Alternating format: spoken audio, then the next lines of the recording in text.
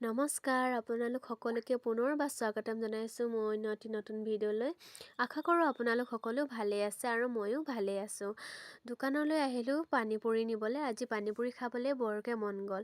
ঘৰতে বনাই খাওঁ বুলি নিবলৈ আহিলোঁ আৰু এতিয়া আমি পানীপুৰি লৈ মেলি বাই মই ঘৰলৈ বুলি গৈ আছোঁ। আৰু ঘৰত পাই পানীপুৰি পানীখিনি বনাই ল'লোঁ। এই পানীপুৰি দিয়া পানীখিনি কি বুলি কয় নাজানো দেই, মই পানী বুলিয়ে কৈ দিছোঁ। আৰু এই পানীখিনিত অলপমান ৰেড চিলি ঢালি দিছোঁ, তেতেলী ঢালিছোঁ, আকৌ জলজিৰা ঢালিছোঁ। তেতেলীটো মানে ডাইৰেক্ট ঢালি দিলোঁ নহয়, সেইকাৰণে এইখিনি বেছি টেঙা হোৱা নাছিলে। তেতেলী ডাইৰেক্ট ঢালিবলৈ নালাগে, আমি নেজানিছিলোঁ।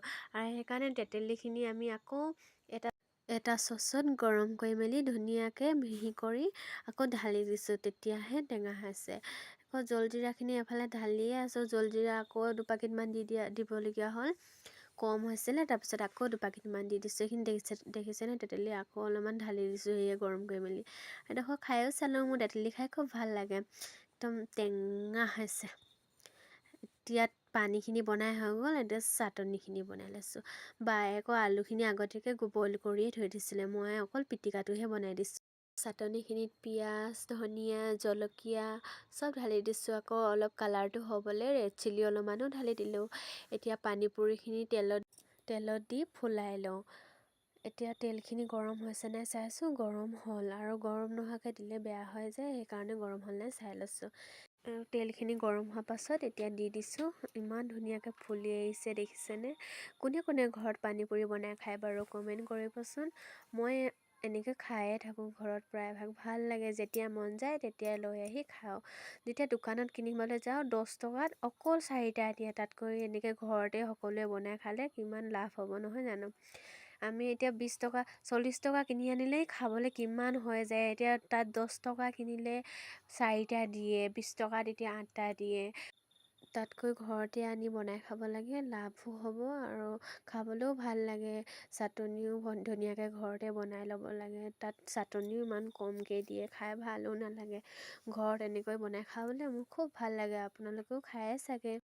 এতিয়া চব এনেকৈ তেলত গৰম কৰি ফুলাই লৈ আৰু ফাইনেলি দেখিছেনে ইমান গাল হৈ গ'ল। 40 টকা কিনি আনিছিলোঁ, কিমান এটা চচত ফুল হয় আৰু কাঁহী এখনত থৈছোঁ। এতিয়া চব বনাই ৰেডি কৰি এতিয়া খাবলৈ বহিব লৈছোঁ। আমি এফালে চবেই বহি লৈছোঁ, বাই দুজনী আৰু ভাঞ্জি মই। এতিয়া খাবলৈ আৰম্ভ কৰোঁ আৰু। ইমান ভাল লাগিলে নহয় মোৰ খাই, ইমান ধনিয়া দিয়াৰ পৰা বেছি চাটনিখিনি গোন্ধটো ইমান ভাল লাগিলে আৰু পানীখিনিও ইমান ভাল হৈছে, দোকানতকৈ বহুত বেছিয়ে ভাল হৈছে খাবলৈ। আৰু দেখি কিনে এনেকুৱা লাগিছে যে আমি 4জনীয়ে এইখিনি খতম কৰিব পাৰিম নে নোৱাৰিম নিচিনা লাগি গৈছিলে। আৰু খাওঁতেনো কেতিয়া খতম হ'ল গমেই নাপালোঁ। ইমান খাই ভাল লাগিলে নহয়, বহুত বেছিয়ে ভাল লাগিলে মানে খাই। পানীপুৰিত চাটনি অলপ বেছিকৈ দিলেহে খাই ভাল লাগে, কম হ'লে খায়ে ভাল নালাগে। আৰু ভিডিঅ'টো চাই আপোনালোকৰ কেনেকুৱা লাগিছে জনাবচোন।